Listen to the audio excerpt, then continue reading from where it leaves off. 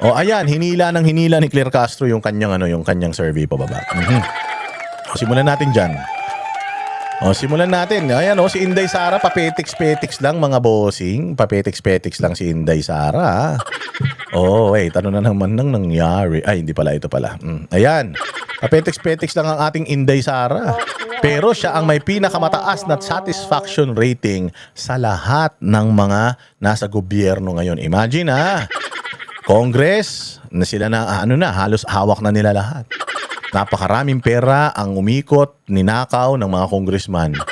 Pero yung kanilang speaker, wala pa rin. Yung namang senador na dating Senate President na aso ni Bongbong, puta, lahat na ng pabor ibinigay sa kanya, si Tito Soto, pero wala pa rin, nga pa din.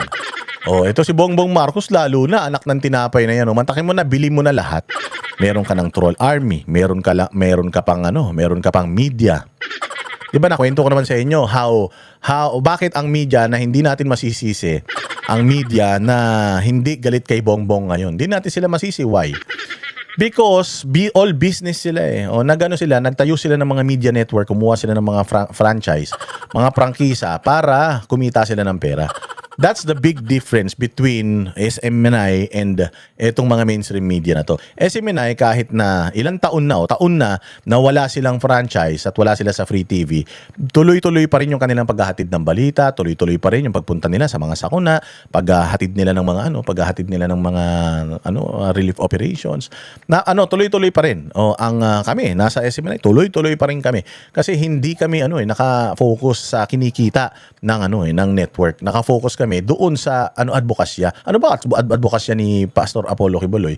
Ayusin ang bayang Pilipinas at may ihatid ang balitang tama kung ano talaga yung nangyayari sa bayan, ihatid natin. So, regardless, wala tayong prangkisa, walang mga sponsors, walang mga patalastas, wala sa free TV, regardless, basta para sa bayang Pilipinas, kailangan hindi ka nababayaran.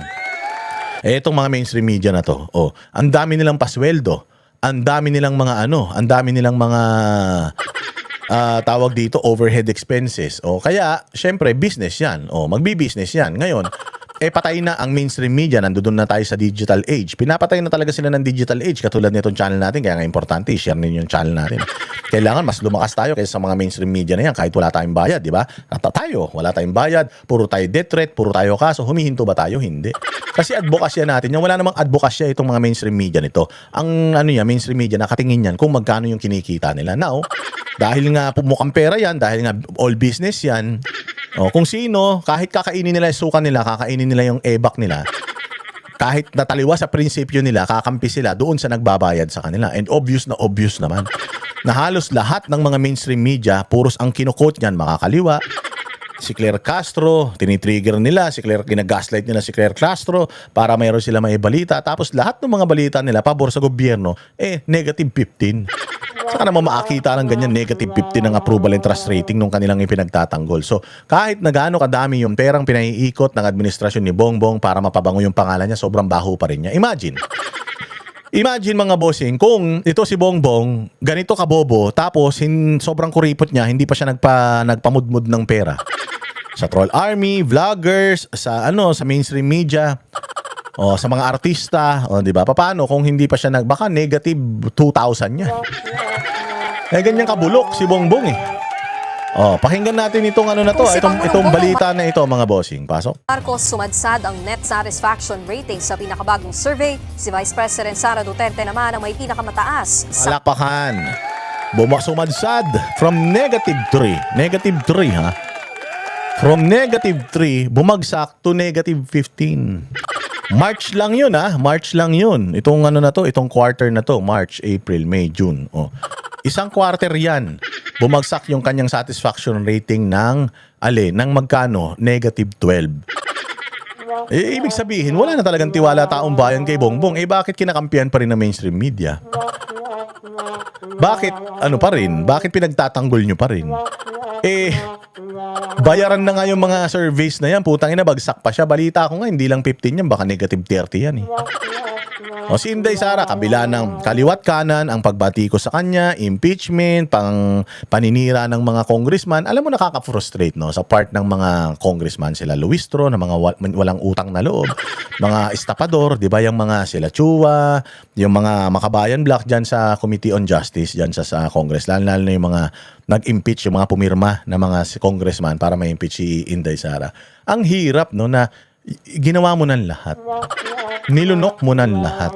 Lahat ng kahayupang kademonyohan ginawa mo na paninira kay Inday Sara tapos hindi siya bumabagsak, pataas pa siya ng pataas. Anong ibig sabihin nun? Ang ibig sabihin nun, wala na talaga. 6 months na yung nakalipas.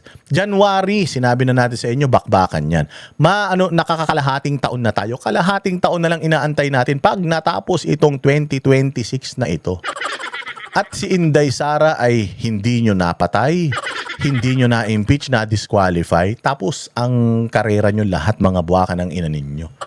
6 months na lang, naantay nga namin yung 8 years ni Bongbong na walang silbi. Ito pa kayang 6 months. 6 months na, didepensahan lang natin si Inday. I-expose natin lahat ng kagagawa nila. Kita mo, yung mga taga-Congress, nag-away-away na. Mga taga-Senate, nag-away-away na. Etong magpinsan, naglalaglagan na. Habang tahimik pa si Inday Sara, partida. Paano pa kapag full blast na yung kanyang pangangampanya at sinasagot niya na lahat ng mga issues sa kanya? Paano na? Kung si Inday Sara hindi ma-impeach ngayon, paano na? Paano na lang si Rizon Tiberos na may mataas na pangarap pero wala namang mataas na utak? Kabila yan ang kinahaharap niyang impeachment. Narito ang frontline report. Sa usapin ng net satisfaction rating, si Vice President Sara Duterte pa rin ang nangunguna dyan kung ikukumpara sa mga pinakamataas na opisyal ng bansa. Diba, sabi nyo lagi lang namamasyal, walang ginagawa, papetiks-petiks lang. Pero tiwala ang taong bayan. And again, these surveys, I think itong mga surveys na ito, hindi yan yung mga totoong numero. Ang totoong survey, look at your Facebook. Look at your Facebook post kung gaano karami yung troll army na umaatake sa inyo. Ibig sabihin, talagang at gaano karami yung mga positive na nagko-comment doon sa mga Facebook posts ninyo. Ako sa mga Facebook post ko, siguro sa 1,000 na nag-comment, 2 lang. Yung troll farm na pag chinek mo yung mga account, walang mga followers. Ako, nakafocus ako sa social media and hindi lang pro Duterte yung dumadaan sa aking feed. Nagtataka nga ako, may mga sponsored na dumadaan sa feed ko na mga anti-Duterte. But if you're gonna look at the comment section of those pages, kawawa yun sa mga Duterte supporters. May mga engagement sila, yes, pero kung titingnan mo sa mga comment sections, pumunta kayo sa Facebook page ng Malacanang, Facebook page ni Bongbong. Every time na may post siya doon, tingnan nyo kung gaano ka barubal yung mga comment doon. Ibig sabihin talaga, yung mga totoong tao, bagamat hindi natin nakikita sa kalsada, yan. Kasi yun ang sinasabi nila kung talaga maraming may gusto kay Inday Sara, dapat yung mga rally nila napupuno. Tanga, may Iglesia ni Cristo, may KOJC, meron pang Jesus is Lord. Yang lang 3 na yan, putang ina nyo, patay kayo. Patay kayo. Bakit? Hindi naman nagpupunta yung mga yan doon. Kasi kung mag-uutos naman ng mga simbahan nila na magpunta ro, sigurado pupunta sila doon Ba't hindi? Inaantay ng mga yan magkaroon ng eleksyon. Kasi manliligaw sa kanila itong mga tawag din yung mga politiko. Nagsalita na ang Iglesia ni Cristo, which is isa sa mga pinaka inaabangan kung sino yung mga i-endorse nila. Nagsalita na sila na lahat ng mga pumirma kay Inday Sara hanggang anak, hanggang kaapu-apuhan, walang suportang makukuha yan sa Iglesia ni Cristo. And syempre, sa Kingdom of Jesus Christ, which is I believe, isa rin sa pinakamalaking religious group dito sa Pilipinas, wala talagang ibobotong mga dilawan yan. At walang ibobotong mga yan ng mga pumirma kay Inday Sara.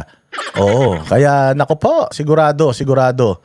Mag-iingat na itong mga itong mga politiko na ito at ganyan-ganyan lang si Inday Sara, kita mo naman.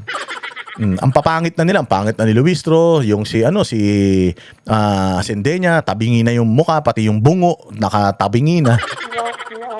Mga tulpo, putang papayat na. Si Marcos at saka si Romualdez, putang ina, para ng mga gusto ng kunin ni Satanas. Mga itsura nila parang nagde-deteriorate na sila Boying Rimulya, pero look at VP Sara, fresh na fresh, parang si Boss D. Alam nyo ba si Inday Sara at si Boss Daday magka-classmate kami sa Baker Medical Aesthetics. Oy, Doc Miguel ng Baker Medical Aesthetics, maraming salamat sa pagpapapogi mo. Tsaka pagpapapayat mo kay Boss Dada, syempre, kitang-kita nyo naman, ang ganda-ganda ni Inday. Babalance ang katawan ni Inday. Si Mayor Basti, kita mo naman. Nako, parang ang lutong, no? Oo, talagang yaming-yami. O yan, Baker yan. Base sa survey ng social weather stations noong March 24 to 31, 54% ng mga Pinoy ang kontento sa performance ng bise. Habang Bakit? Dapat si Claire Castro tinanong nyo. Pag si Claire Castro tinanong nyo, mababa yan. Mantakin mo, di ba? Yung pondo ng gobyerno na imbis na napupunta sa serbisyo, ginagamit nila para sirain si Inday Sara. Pero ganun pa rin eh. Yan yung sinasabi ko sa inyo, mga bossing. Na kapag ikaw, gumawa ka ng mabuti sa buhay mo, gumawa ka ng mabuti sa kapwa mo, nagserbisyo ka sa mga constituents mo, do you need to defend yourself? Alam ko na ako yung nag-advocate na sumagot si Inday Sara kasi gusto ko makipagbardago lang siya kasi magaling makipagbardagulan to. Kaya lang dito mo makikita talaga na yung trabaho mo, yung mga nagawa mo, naramdaman ng tao. Kaya yung mga tao hindi mapaniwala na itong mga komunista, mga congressman na magnanakaw siya, hindi siya magaling, hindi siya matalino, nakisyo parang grade 1 daw magsalita, ganito ganyan mga gago. Si Inday Sara ay isang abogado, ang taas ng nakuha niya sa kanyang pagsusulit ng bar exam. At pumasa pa ito ng pagsusulit para siya ay maging huwes, maging judge. At ang mga Bisaya, mas magaling po silang mag-Ingles kaysa mag-Tagalog. Mabagal si Inday Sara daw magsalita. Okay na yung mabagal magsalita kaysa uutal-utal katulad ni Bongbong.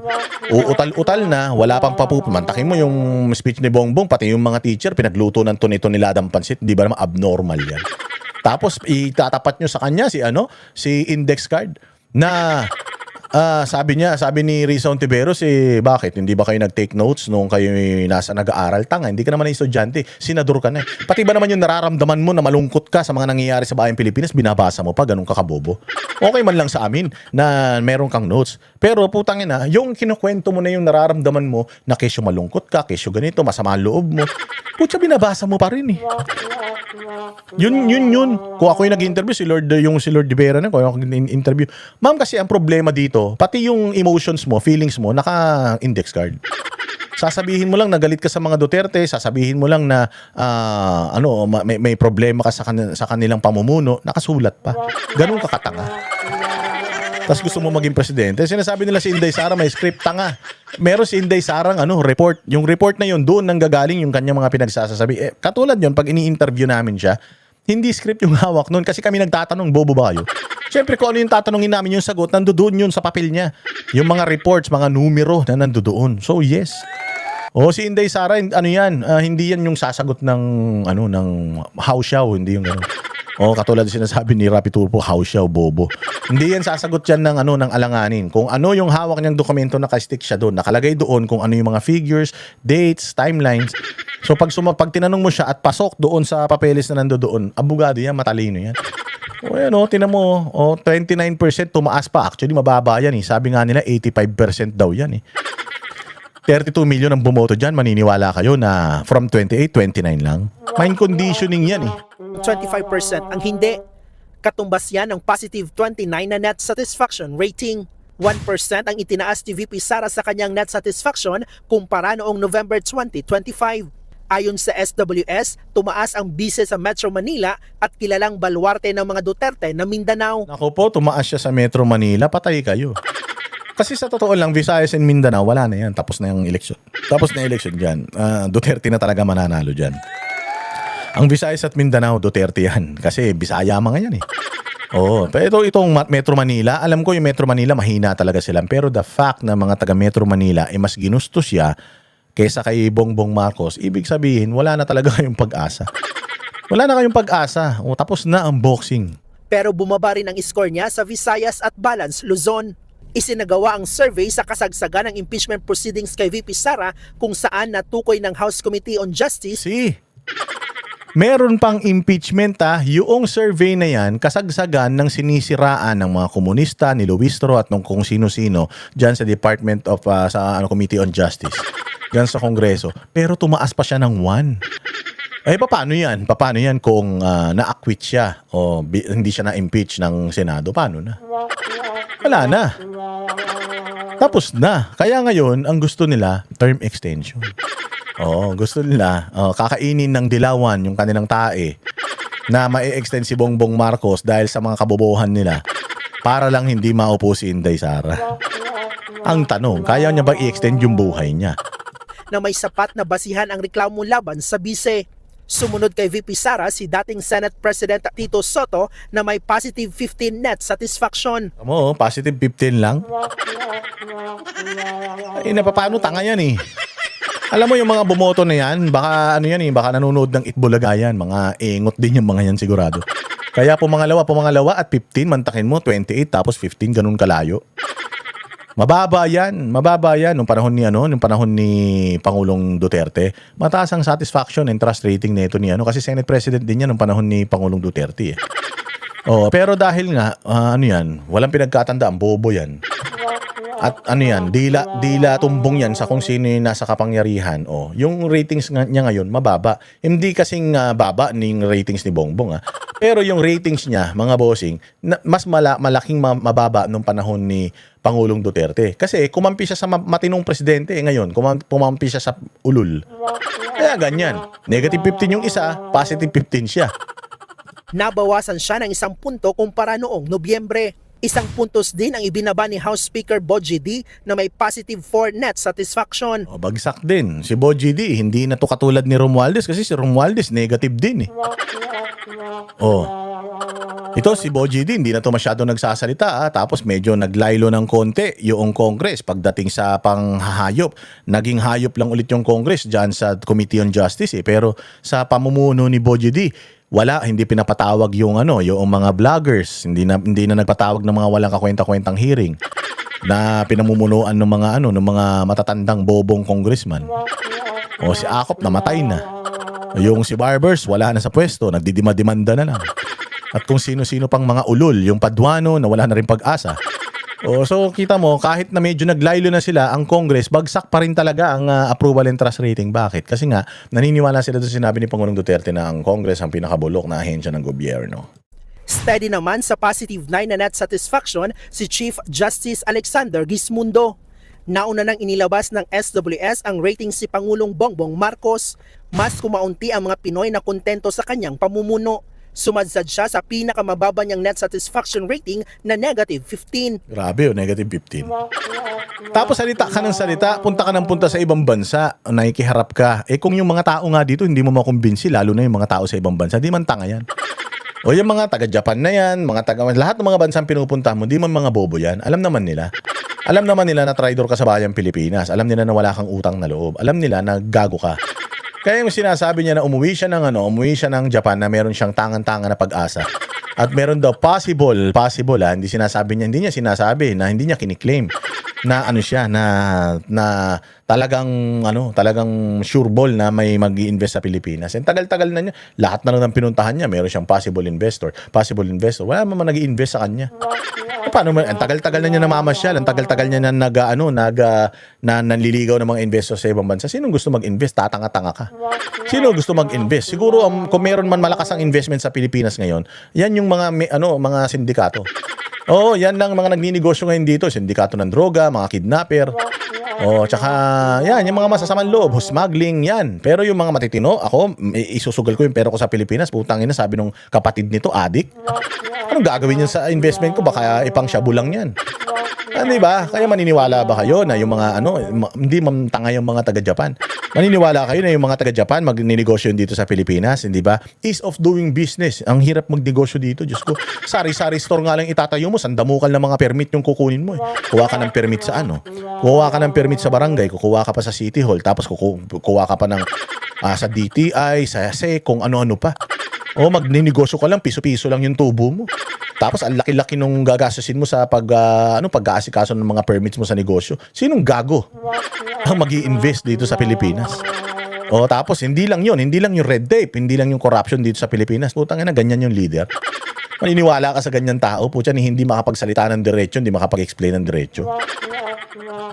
Poor ang ganyang score para sa SWS. Ipinagkibit balikat naman yan ng palasyo at iginiit na tuloy pa rin sa trabaho si PBBM. Wala kang pakialam talaga yan. Wala kang pakialam yan, wala kayong makain eh. Wala kang pakialam yan, wala kayong trabaho. Walang pakialam yan, mataas ang presyo ng bilihin. Walang pakialam yan, may krisis tayo sa langis ngayon. Walang pakialam yan. Ang pang gusto lang yan kung ano kakainin niya, pamilya niya, tama nila, lasing, mga ganun ang pag-uusapan. Doon may pakialam yan, pero sa inyo may pakialam yan. Sa kapatid nga, walang pakialam yan. Sa inyo pa kaya? Sino ba kayo? Sa ano nga sa mga Duterte nga na nakatulong sa kanya para makaupo sa kapangyarihan, wala nang pakialam yan sa inyo pa. So, regardless, negative 15, negative 30, walang pakialam yan. Putang ina, the heck he cares. Walang pakialam. Basta ang importante sa kanya, manatili sila sa kapangyarihan, busog ang mga bulsa nila. Tingnan mo naman, ba't yan pakikialaman yung survey? Tumaas ng 1 billion mahigit yung assets nilang mag-asawa. Diba? Hayang buhay nila. Nasa kapangyarihan, libre bodyguard, libre kain, libre pasyal. Tangina, lumaki pa yung kanilang net worth. Pag retire na itong mga to, pag wala na sila sa gobyerno, tang sasarap ng buhay ng mga yan. Habang kayo, gutom na gutom. Nagbabalita mo. Diba? Wala na. Bongbong, wala na. Kahit ano pa sabihin mo ngayon, wala na. Bistado ka na, tapos na ang maliligayang araw mo. Wala ka na. Kami ang boses ng masa, hindi natatakot. Katotohanan lang, di kami nalulunod. Walang bahid ng sismis, lahat ay totoo. Kahit sino ka pa, pag mali ka babanatan ka. Walang pinipili kulay, wala kaming kinikilingan. Basta para sa bayan, kami lalaban. Pag tama palakpakan, pag mali banatan. Di matitinag, di matatakot, para sa bayan tuloy ang sigaw. Sa harap ng kamera, walang halong takot. Mga baluktot, lahat kayo'y tutumba. Ang hustisya at totoo, yun lang ang mahalaga. Kahit sinong harang, di kami matitinag. Walang pinipiling kulay, wala kaming kinikilingan. Basta para sa bayan, kami lalaban. Pag tama palakpakan, pag mali banatan. Di matitinag, di matatakot, para sa bayan tuloy ang sigaw. Kung nasa tama ka, ikaw ay aming kasama. Pero pag mali ka, handa ka na bang mabasag? Banateros kami, walang inuunan. Dahil bayan muna, bago ang sarili.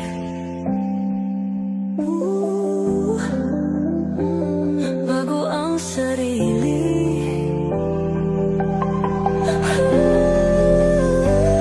Pag tama palakpakan, pag mali banatan. Banateros ang sigaw, katotohanan ang laban.